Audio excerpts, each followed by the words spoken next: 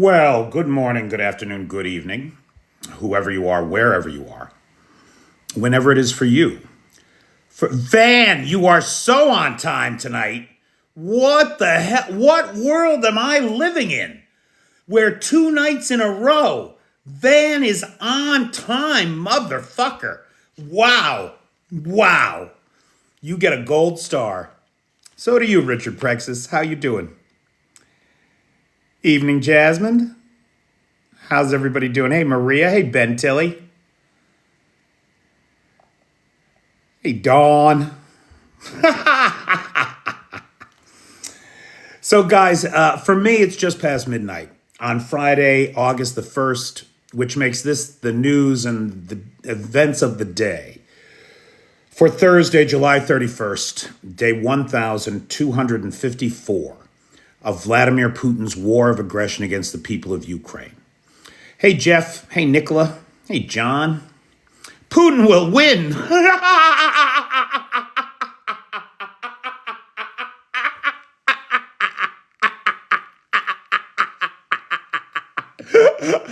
Listen, if any of the moderators are here, who said that? What's this guy's name? John K. 1850, which apparently is where his thinking is, the year his thinking is from. John can stay because he's that fucking funny. Yes, he can.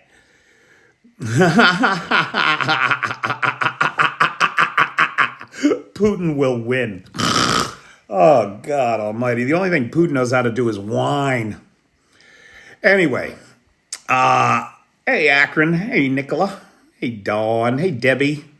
How's everybody doing tonight? Evie, good evening. Chai Dogs. Cry me a river. Cry me a river. So, Putin and Xi Jinping had a foot race on Victory Day around the Kremlin, which was not widely reported, right? So after the Victory Day parade, they went back to the Kremlin, they got drinking. Somehow or another, Xi Jinping challenged Putin to a foot race around the Kremlin. And they ran the race and Xi Jinping won. The next day, TASS reported that Putin came in a very close second, while the Chinese leader came in second to last.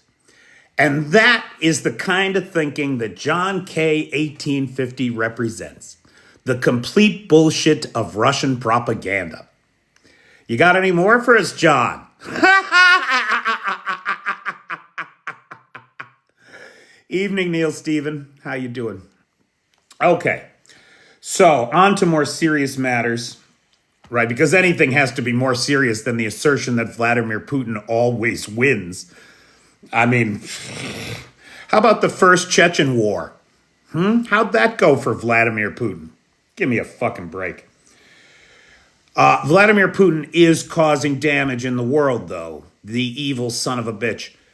Now, look, a lot of the Western press is saying that Putin has ratcheted up his attacks on Ukraine in response to Donald Trump's threats. This is nonsense. The Kremlin does not give a fuck about Donald Trump and his threats. And we'll talk more about that in 1 minute here.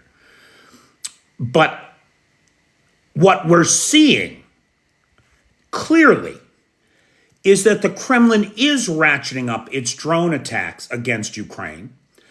But that increase in drone activity and the violence of these attacks is directly proportional to the internal drone production and manufacturing capability of the Russian Federation. The more drones they produce, the more they send at Ukraine.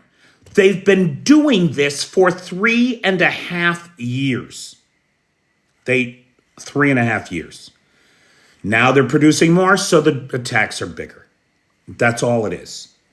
And they're going to keep getting bigger if the Ukrainians can't shut down the production facilities inside Russia, which they're trying to do, right? Everybody said, somebody commented today, I think it was Drain Man, Drain Man commented on one of my videos that they should hit the plant where they make these things. Well, they have.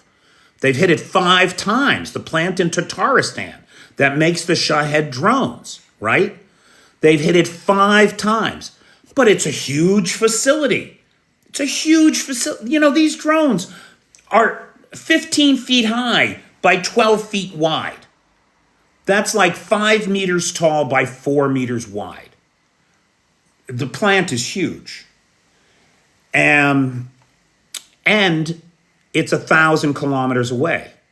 And the Ukrainians don't have long-range ballistic missiles yet. To get there, they only have the drones. And so, yeah, they take out the production line. The Russians fix the production line, and 2 weeks later, the plant is back up and running. So these big attacks are violent and deadly. Last night here in Kyiv, so last night the numbers look like this: 309 drones, 8 missiles. 288 of the drones knocked out, 95% interception rate. Brilliant work. 3 out of the 8 missiles were shot down. So 5 of the missiles got through, and boy, did they do damage. Here in Kyiv alone, we saw the mosque at the, thanks DW, we saw the mosque at the Islamic Cultural Center of Kyiv damaged in the attack. I think last night they were Iskander M cruise missiles, if I'm not mistaken, which go for like $5 million a piece. So that's $40 million just in missiles last night. In this attack last night, we saw the mosque at the Muslim Cultural Center here in Kyiv struck.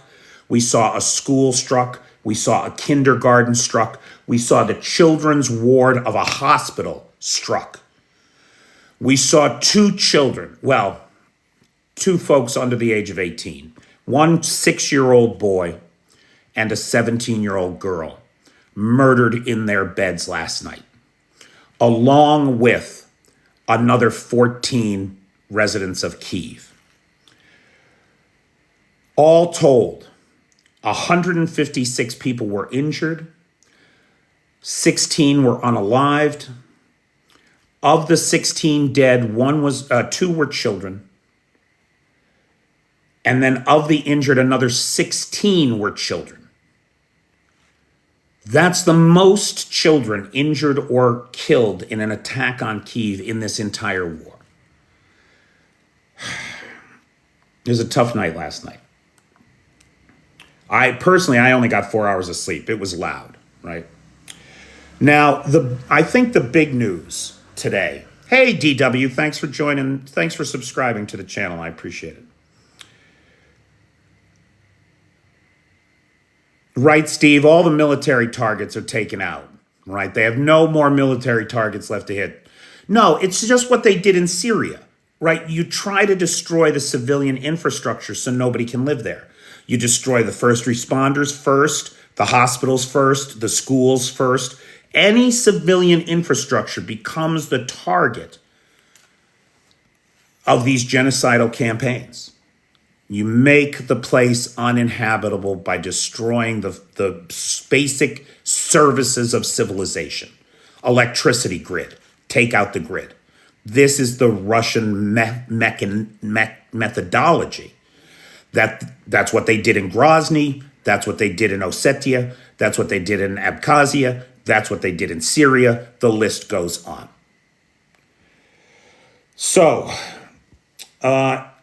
I do want to thank Arn, who is the sponsor of tonight's live. Everybody thank Arn, please. I could not do this without the live sponsors and the Patreon folks. So I don't have any sponsors the rest for tomorrow or next week. If anybody would like to sponsor a live or would consider sponsoring a live, I would appreciate it. Okay, so in a new segment, I am calling Donald Trump is full of shit and not to believe a word that comes out of his mouth, which we all know, right? But lately, he's been saying things that make me hopeful. And yet, when I've looked into them a little bit more, I should have known what the fuck was wrong with me that I even thought for 1 second that it might be a good idea to listen to this shit. So, thanks, Laddie. So I just want to go through the bullshit that Donald Trump, the diarrhea of the mouth, that this 300 pounds of dog shit and fake tan in a cheap suit has been spewing out at all of us, and how absolutely insane his bullshit is. So there were two big announcements this week, right? The EU trade deal, and then the 10-day warning to Russia that sanctions and tariffs are coming. Okay.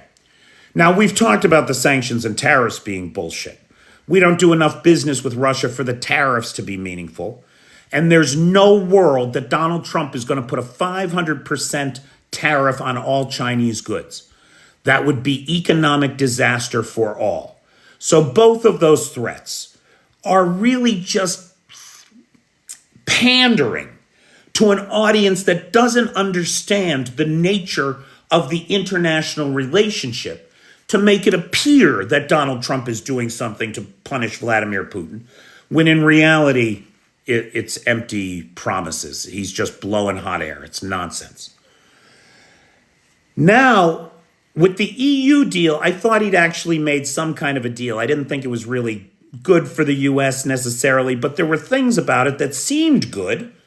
Only it turns out they're bullshit too. Of course they are, because it's Donald fucking Trump. So the first thing is he said the EU was going to invest $600 million in the US. No, they're not. The EU is not a state-directed economy. It's private enterprise. They can't even make a commitment for themselves to invest $600 million in the US because that's not what they do. So what did they do? How did we come to this agreement? Well, it turns out that EU businesses invest about $5 trillion with a T, $5 trillion a year in the United States. The EU representatives went to private industry in Europe, polled them about what their expectations for next year's investments looked like. And what did they find out? That there'll be about an additional $600 million invested in the US next year, right? That European industry is already planning on investing. 600 billion, I'm sorry, you're right, Polka Paul, thank you. 600 billion, pardon me, 600 billion, you're right. European Union polled European industry, found that they were planning already to increase investment in the United States next year by 600 billion. And so Trump made it part of this package and is taking credit for what the private equity markets inside of Europe are going to do anyway. It's outrageous. It's such bullshit. Now dig this. It was Mr. Global who turned me on to this first. This was the first place I heard it. Then I went and dug into the numbers. And of course, the guy is absolutely right? He knows his stuff when it comes to the energy markets. One of the things that the Europeans said that they would do is buy $750 billion worth of energy from the US over the next 3 years. So that's about $250 billion in US energy. The only thing is, that's about what the US exports right now to all its partners. Dig it. Last year, we exported 120 billion in crude oil, 107 billion in refined oil products like gasoline, diesel, kerosene, etc., and about 51 billion in liquefied natural gas, for a grand total of $271 billion. So explain to me how we are going to sell virtually every dime worth of crude oil, refined oil products, and LNG to one customer and abandon all other customers. That's what Somebody explain. MAGA maths don't math. Well put, Dust Bunny. So, look, as far as I can tell, everything that has come out of Donald Trump's mouth this week is bullshit. The deadlines that he set, the Russians are not taking them seriously. He's been openly mocked by Lavrov. First it was 24 hours, then it was 100 days, then it was 50 days, now it's 10 days, and there have never been any consequences. So we don't think there's going to be any now. He had a little tit for tat with Medvedev on Truth Social, like insanity, threatening nuclear holocaust back and forth. Idiots. So nobody has taken Trump seriously in any way. I think August 8th is when the 10 days is up. I think August 8th. Okay. So Donald Trump that's my new segment. Donald Trump is full of shit, and here's why. The big news today,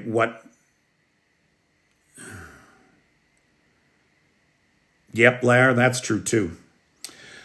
The Rada, the parliament here in Kyiv, reversed the disastrous anti-corruption bill. And we are back into a world where the anti-corruption agencies in Ukraine are completely independent bodies, allaying the fears of Western allies, democratic allies, who were concerned that Kyiv may be backsliding into old Soviet corrupt, institutionalized corruption.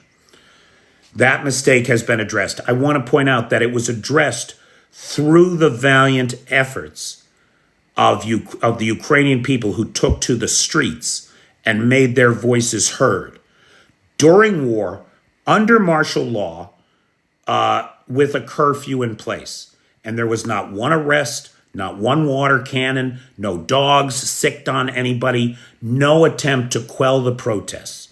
None whatsoever. That's democracy at work. If Trump had responded to all of the protests in the United States, Alligator Auschwitz would be closed right now. Oof.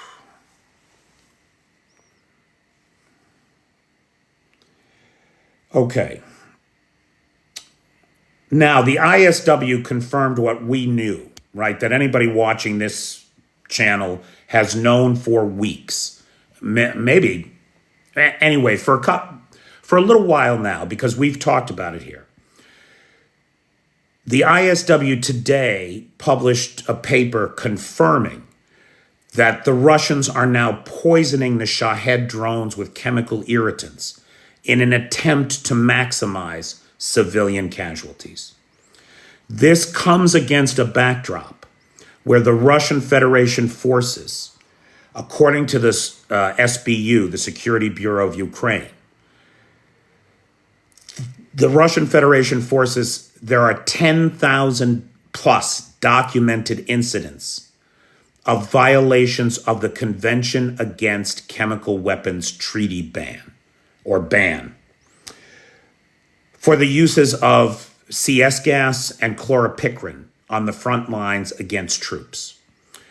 Russia seems to now be extending that, poisoning the drones that it sends into residential complexes, so that cleanup crews and first responders are now falling ill and suffering skin irritations, lesions, etc., being exposed to these chemical agents that appear on the debris of the drones. I mean, Russia just loves a war crime, boy. Russia just loves a war crime. The new defense minister, Denis Shmyhal, reported that Ukrainian ballistic missile mass production, serial production of the new Ukrainian long-range ballistic missile that will have a range of between 300 and 500 kilometers. There's two models. One is 300, one is 500 extended range. Capable of hitting Moscow. The Krim missile is now in serial production, and we'll see it delivered to the Ukrainian front line soon. You know, I'll tell you something. There's a weird thing going on. I couldn't help but notice that lots of Kyiv insiders in the last few days have used words like, there are big surprises coming for Russia. Hey, Feisty. There are big surprises coming for Russia. Big surprises. I keep hearing the phrase from many different, very different, unconnected people, but all Kyiv insiders. And I wonder what's up. Now, we heard from not the German defense minister, but the German foreign minister, that the long-range missiles that were being produced here in Ukraine would be delivered to the Ukrainian army before August 1st.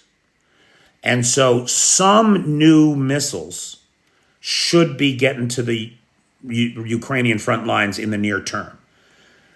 Now we're on notice that the Krim is in serial production, which is an even longer range missile. And we got word that the Germans are going to collaborate with the Ukrainians to produce, the Germans are going to collaborate with the British to produce a 2,000 kilometer long range update to the Taurus, Scalp, Storm Shadow class of weapons. So I don't know what the big surprises coming from Moscow are. But given the way that we've seen infrastructure hacked inside Moscow this week alone, quite a bit more if you go out 2 weeks, the way that we've seen operations inside of Russia to destroy Russian rail logistics, the way that we've seen increased decapitation strikes against Russian command infrastructure. If the Ukrainians have something more planned, I'm going to be very interested to see what it is.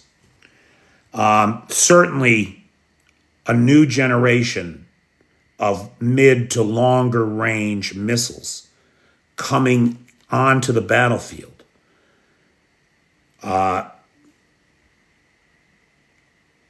don't want to use the word game changer, but they certainly will make a difference. Okay, now, on the subject of Kyiv insiders, and one of the guys who said just today in a post on X that there were big surprises coming for the Russians is a guy named Jay in Kyiv. And Jay in Kyiv has a big following over on the Twitter, but he just started a YouTube channel. For anybody interested in what's happening in this war, I cannot recommend enough to you to subscribe to J-A-Y, Jay in Kyiv, either on YouTube or on X, and follow him there. A very insightful fella, been here a long time.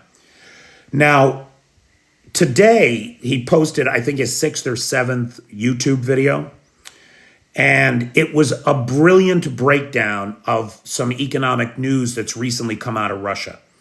So I've added to it, I've fleshed it out a bit, but many of these statistics Jay used on his, I've since confirmed them with the Russian central bank. So if we take a look here, or other media outlets inside Russia. So the 5th largest company in Russia today, right? It's just the end of July. That means that all of the first half of the year economic data is going to be coming out. Everybody's had a month to get all their receipts in, have all the accountants do all their work.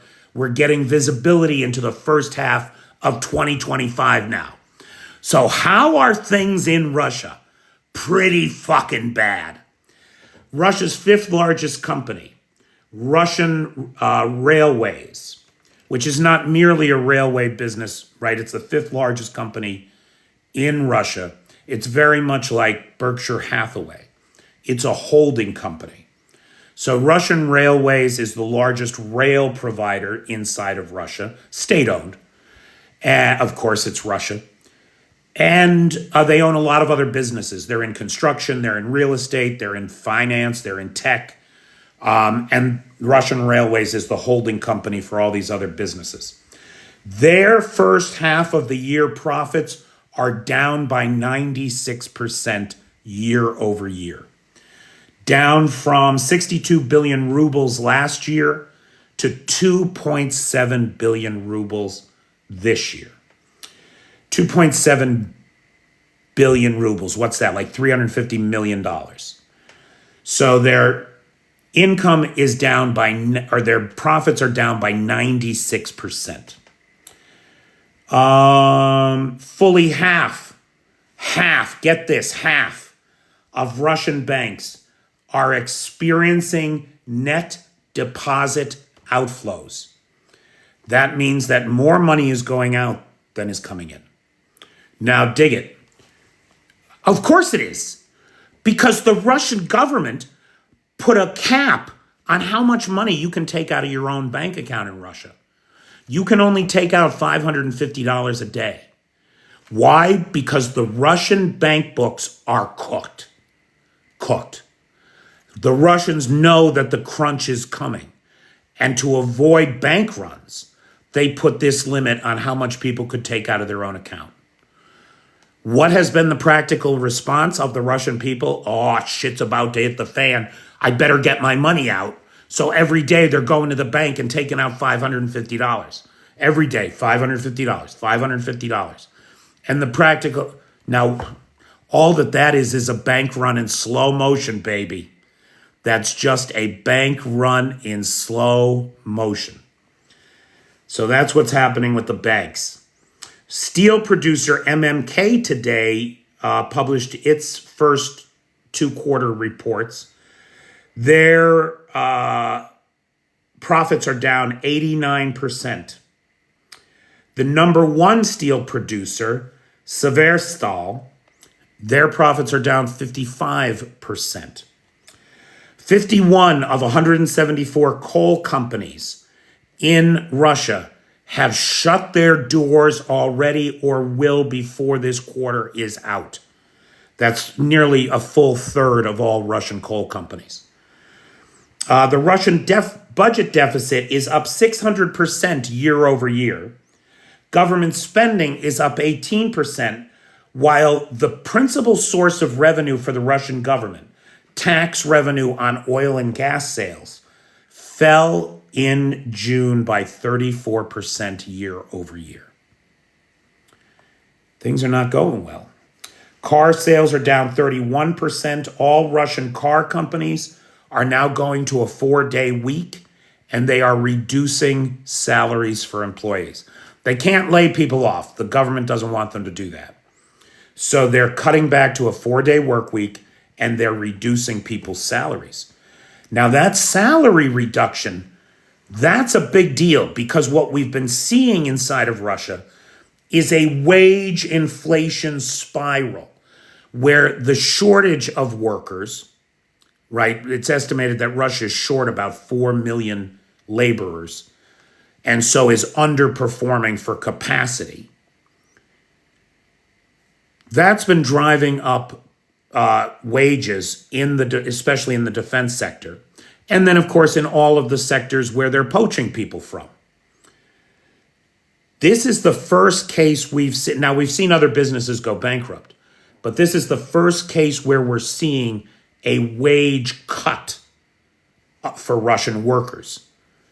Now, in a world where the official rate of inflation is about 9.4%, but while the real inflation rate is probably likely closer to 30%, reductions in wages and reductions in hours are going to have a very negative impact on these workers' lives. And the big concern among the Kremlin folks is that these problems will turn normally politically neutral Russians against the war. And that's what they don't want. Bip, come on, don't make me throw up in my mouth. Okay. Okay, UK and France. Boy, the UK is just partnering up with everybody. You guys, Anthony, Tommy, Tom, my other friends from the UK, you guys are really kicking ass in this war. I'm jealous. Like, you led the way on tanks, you led the way on long-range weapons, you led the way on gas masks, and now you and France are partnering up to restart production of Storm Shadows and Scalps. And that's great. Now, we don't know how many are going to be produced each year. Production is expected to start in this calendar year, but we don't have any details beyond that. And so but it's good news that there's more of these coming. Now, now this is a really important story. This is a big story. And I don't think it has as much to do with Donald Trump as he would like it to, though it may, in all fairness. When was he at Turnberry? When did he run his mouth at Turnberry? Was that Sunday or Monday? Where we had the announcement about the EU deal and everything. I feel like it was Monday. So that's why I don't think this has very much to do with Donald Trump. Because it happened before Donald Trump said any of that stuff about reducing the deadline for Russia to 10 days. Reuters is reporting today that state-owned Indian oil refineries, the Indian Oil Corp, the Hindustan Petroleum Corporation, the Bharat Petroleum and Mangalore Refining Petrochemical, have not sought to write contracts for Russian oil for about a week to 10 days already. So 2 to 5 days before Trump made his announcement that he was going to be putting sanctions and secondary sanctions on countries like India and China within 10 days if Putin didn't come to the table. This happened 3 to 7 days before he made that announcement. They stopped buying Russian oil and have started turning to the Middle East and West African suppliers. These 4 companies represent 40% of India's 5.2 million barrel a day refining capacity. They are the biggest piece of the Indian oil refining puzzle, though there are other private equity refiners who have not stopped buying Russian oil, apparently, or at least their status is not included in this Reuters report. India has been steadily reducing the volume of Russian oil that it's been purchasing over the last 6 months. 6 months ago, we saw them first turn away sanctioned Russian shadow fleet vessels that had been sanctioned by countries like the UK, the United States, and the European Union. And they stopped taking delivery from 2 major Russian oil companies as soon as they were sanctioned by the US. Boom, done. So India has, for the most part, complied with the Russian sanctions. They've been buying Russian oil to refine it themselves because they could buy it at steep discounts. One of the things that's been happening as the price of oil has dropped is that those discounts have been eroded. The Indians are able to get just as good deals from other suppliers without the hassle of dealing with the sanctioned Russian regime. So again, I don't know how much this movement from the Indian side to stop the purchase of Russian oil has to do with Donald Trump. It may have something to do with him, but given that action was taken before his most recent announcements, it seems that it has little connection to those announcements. Last night, overnight, not only did we see a large incoming Russian missile and drone attack. The opposite is true as well. The Ukrainians pummeled the shit out of Russian positions all up and down the line. Particularly what we saw last night were the 9th and 10th destructions of railway stations and their attendant substations. One in Crimea, in Sevastopol, the other in Volgograd, right about, what's that, about 400 kilometers from Ukraine, I want to say? Or is it 400 miles? Miles and kilometers, guys, I'm sorry. I cannot keep it straight. But anyway, it's a little ways east of here. Now, it's important to recognize that the trains here are mostly electric. The Russians and the Ukrainians both have diesel engines, but their primary rail infrastructure is electric. And when you have an electric rail, what you need to do is ensure its power supply. So you build electrical substations to provide power to so many miles of track at a time. That means that virtually every rail hub in the Russian Federation has its own power generation substation. The Ukrainians have been hitting them. Taking those offline, the track goes dead. Now, the Russians, of course, can fail over to civilian power supply, private power supply. But at what cost, right? Because you got to pay for that. The rail company has its own substations. They don't have to, right? That's a fixed cost. When you fail over to civilian, now the largest railway company in the country just announced 96% drop in profits. You think these things are connected? They may well be. They may well be. So it's important to recognize that when they hit these substations at the rail yards, they are not hitting civilian power generation capacity. No grandmothers are going to be unalived because their air conditioning isn't working in 30 plus heat. Unlike when the Russians hit civilian infrastructure in the middle of winter here in Ukraine. Completely different situations.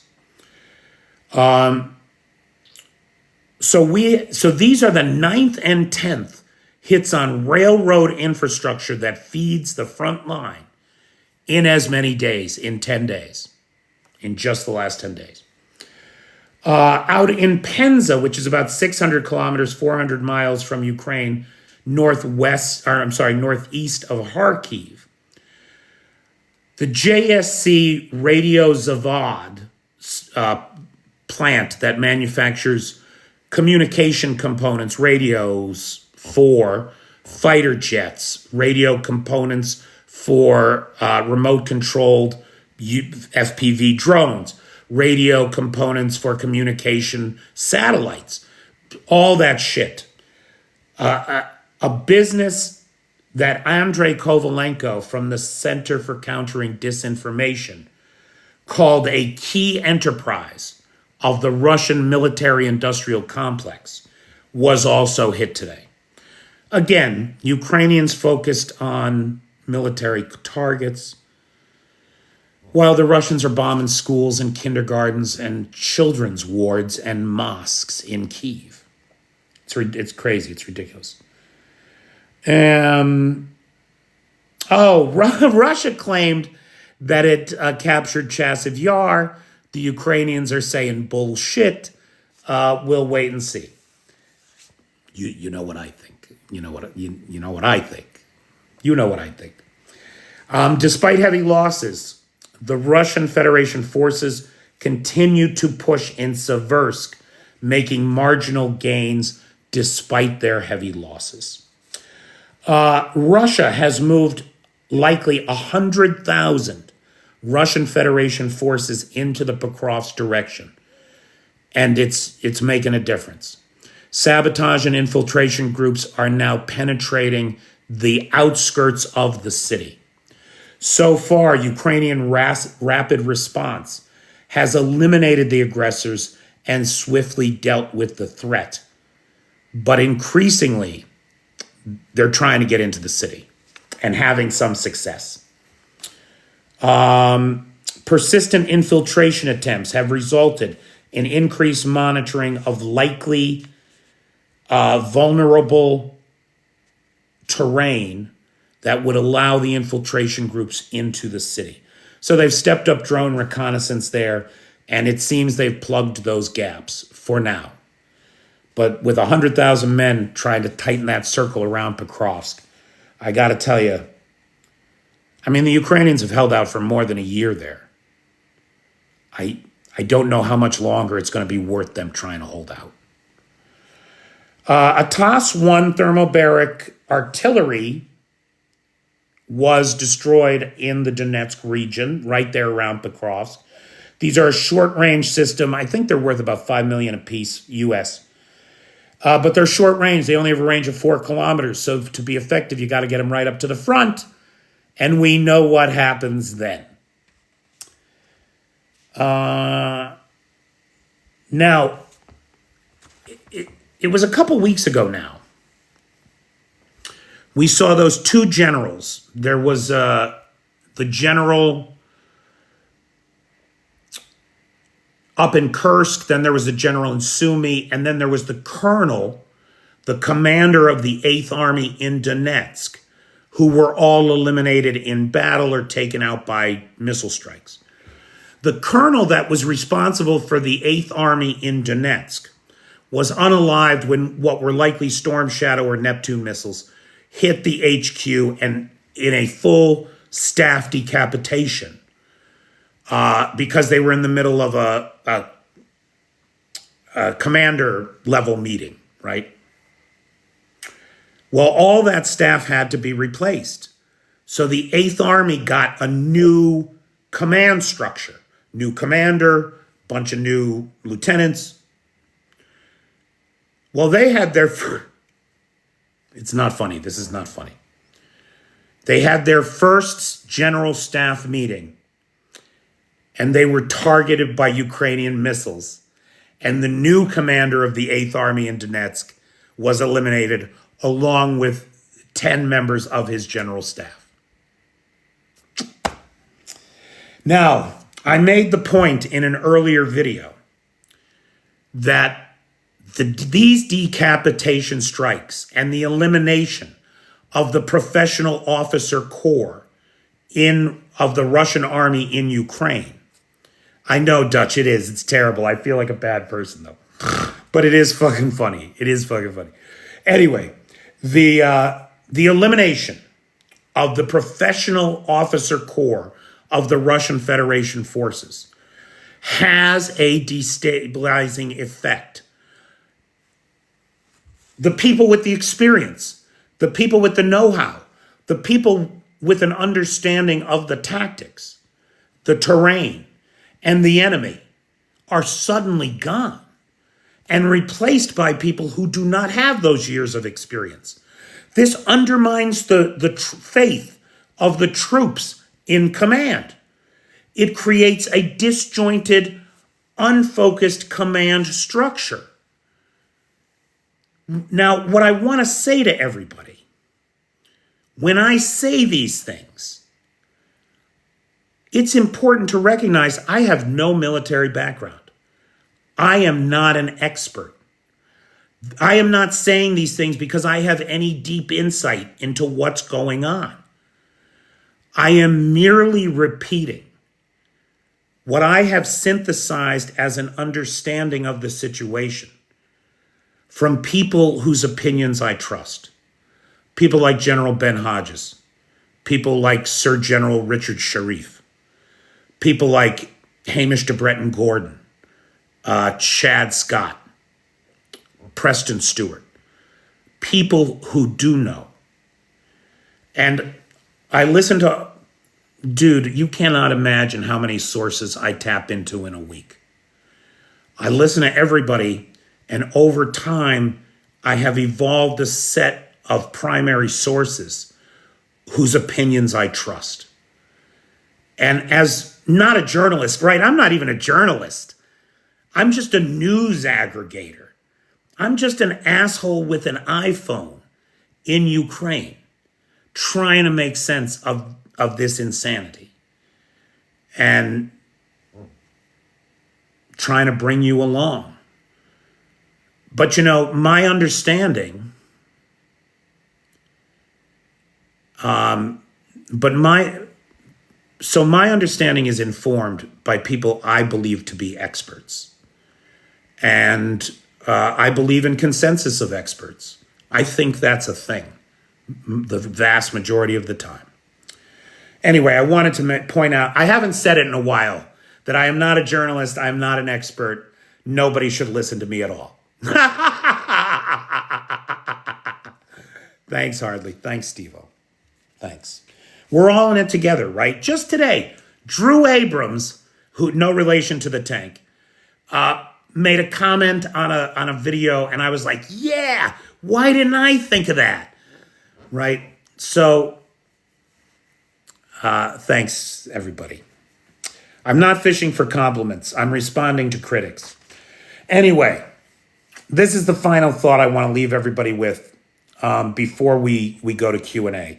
Again, thank you to Arna, who is the sponsor of tonight's live. I have no other sponsors tomorrow or next week. If somebody wants to sponsor live, please do. Now, RIA Novosti, state news agency for the Russian Federation.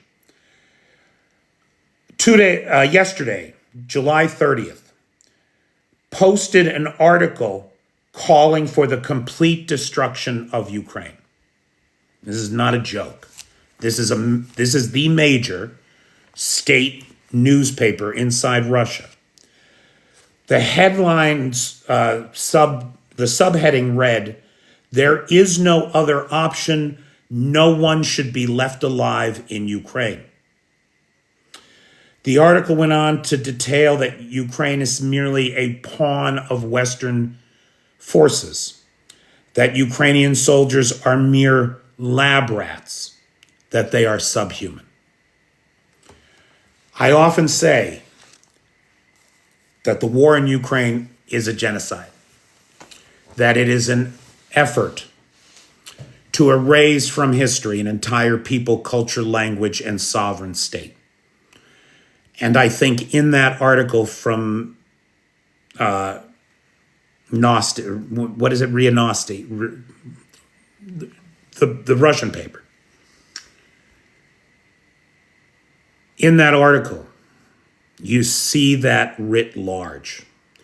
And we should, so can you imagine picking up the Times and seeing an article like, who's our enemy? China, right? Can you imagine picking up the Times and seeing an article written by a political figure in the United States, say Lindsey Graham, no one should be left alive in X country.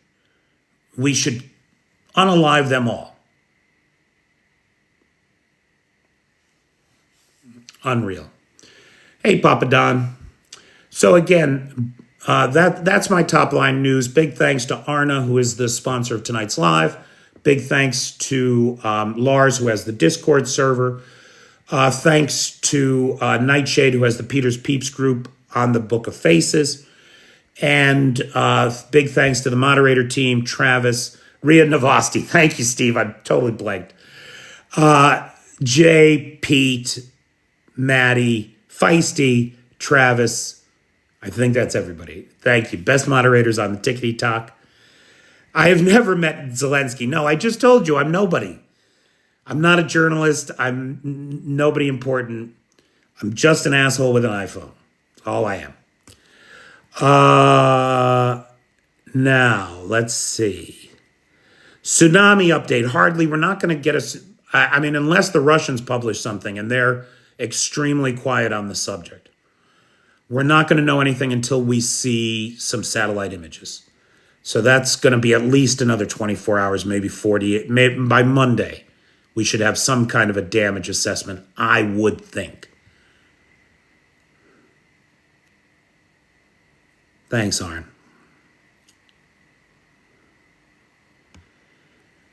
Yeah, man, Bip, that came up too. That twice actually in the last 24 hours, somebody approached me with concerns that this conflict was going to spiral into nuclear Armageddon. And it is important for everybody to remember that according to the Military Intelligence Directorate of Ukraine, which has been confirmed by German, Polish, UK, and Nordic intelligence agencies, that the Russians are currently spending about $400 million US on a disinformation campaign to frighten Westerners into believing that the war in Ukraine was going to spiral into a nuclear confrontation. It is very important to remind people of that. They wouldn't be, if they were going to use nukes, they wouldn't be spending $400 million to convince us all they were going to use nukes, right? You wouldn't have to. You'd just use the fucking nukes. So, no, it's a fear tactic. It's very much a fear tactic.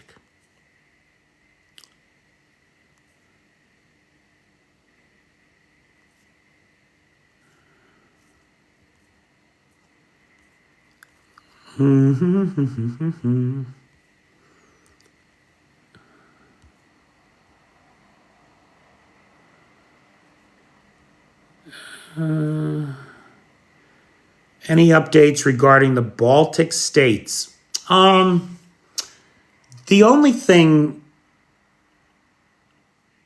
really that springs to mind, I mean, besides the fact that Finland, Lithuania, Latvia, Estonia, Poland, and Ukraine have all now withdrawn from the Ottawa Convention and the ban of anti-personnel mines, and are mining their borders with millions of landmines, their Russian and Belarusian borders with millions of landmines. Aside from the fact that in the Baltic Sea, Project Baltic Sentry continues, and we're seeing the Russians now forced to send their Shadow Fleet tankers 1,000 extra kilometers out of the way up to Murmansk for reloading rather than coming through the Baltic ports. The only thing that jumps to mind when it comes to the Baltics is the 2 drones that came into Lithuania. Or I'm sorry, now it's 3, right? Because there was one about a month ago, there's one about a week ago, and then Lithuania just shot down. No, that's wrong. I'm sorry, I'm rushing. Sorry. 2 drones in Lithuania, Russian Gabera drones. We don't know where they came from, if they were sent off course by Ukrainian electronic warfare, or if they were sent into Lithuania by the Russians. And the Lithuanian defense minister said, we need to be able to shoot these down. And so now the Lithuanians, like the Romanians, are looking at setting up protocols to shoot down incoming aerial threats, including Russian drones. That's probably the Estonian prime minister said something interesting today too, but I forget exactly what it was. What I was confusing that story with was the drone that the Belarusians shot down over Minsk, which was apparently a Russian drone that Ukrainian electronic warfare had sent off course.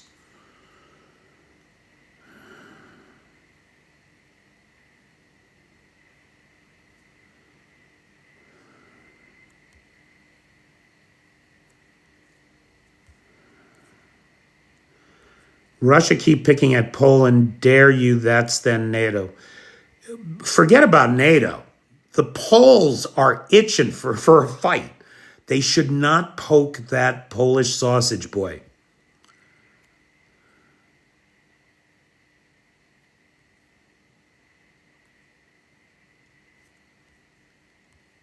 Oh, you know what, guys? On a personal note, Lithuanian president resigned today. I didn't even see that.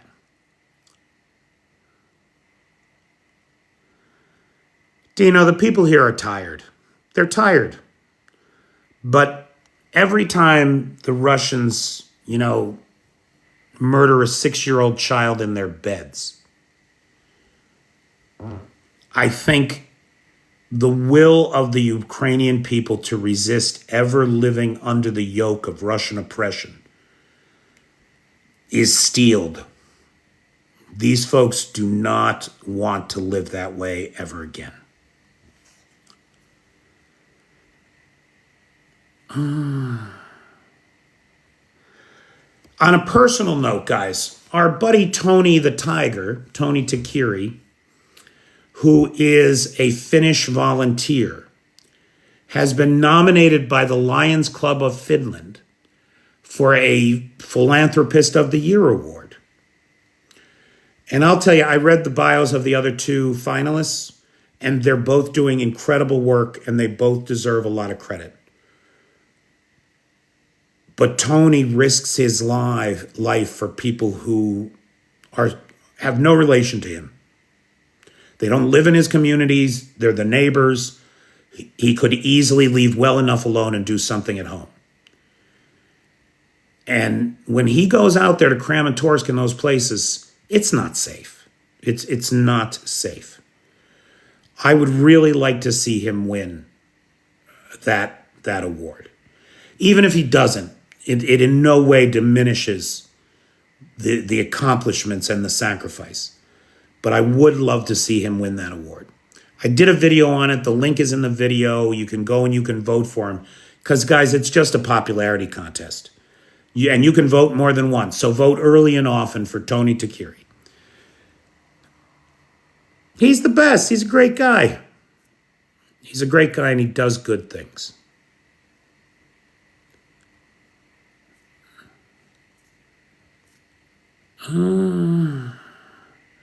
I'm with you, Roy. I think the tide has turned for Ukraine. We have reached an inflection point now where the Russian Federation cannot be saved. They are devolving in front of our eyes.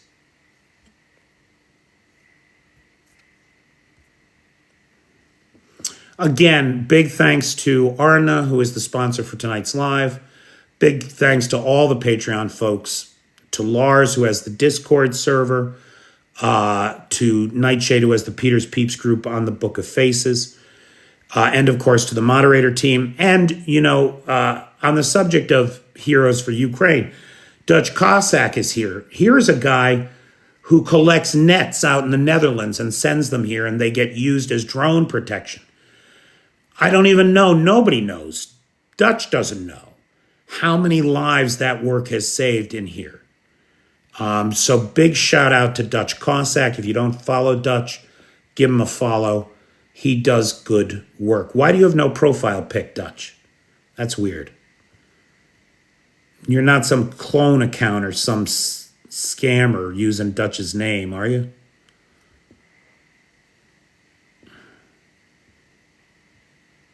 Thanks, George. Yep. 3 angels, I think you're right. The president says, no, it's Dutch. It's Dutch, okay. All right, whatever. So many clones, so little time. No, it's not displaying for me, pal.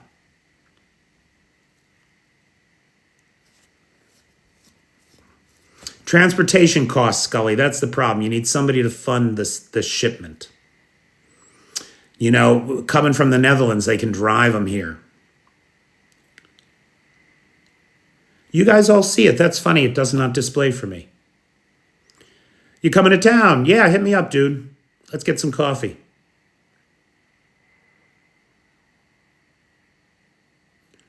Final thoughts, anybody?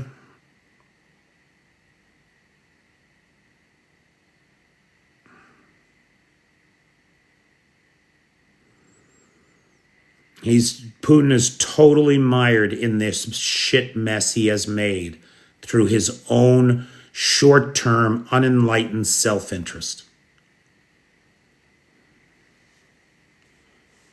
Thanks, Prez. All right, kids, it's after 1 a.m. here in beautiful uptown Kyiv. Thanks, Di. Heroam Slava, Jan.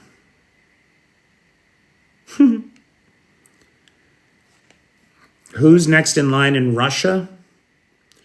Chaos.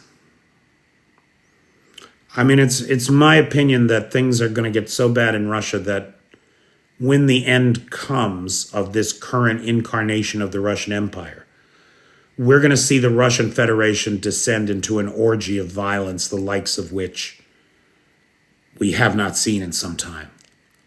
Not since the killing fields of Cambodia.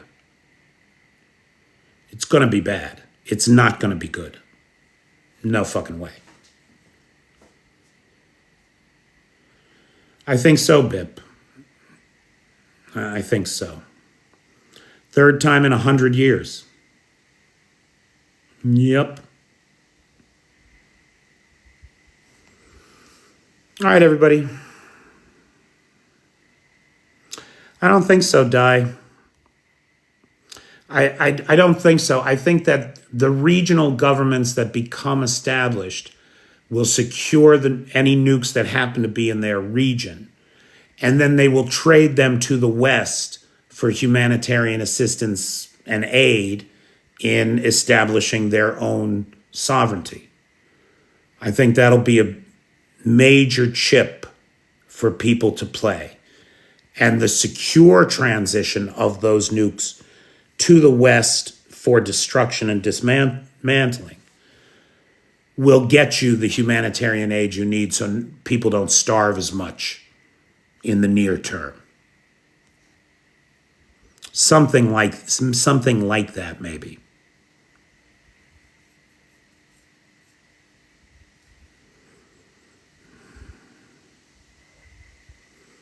Yeah, Scott, that's not true. That's not how that's going to work. You're not going to... Russians launch one nuke.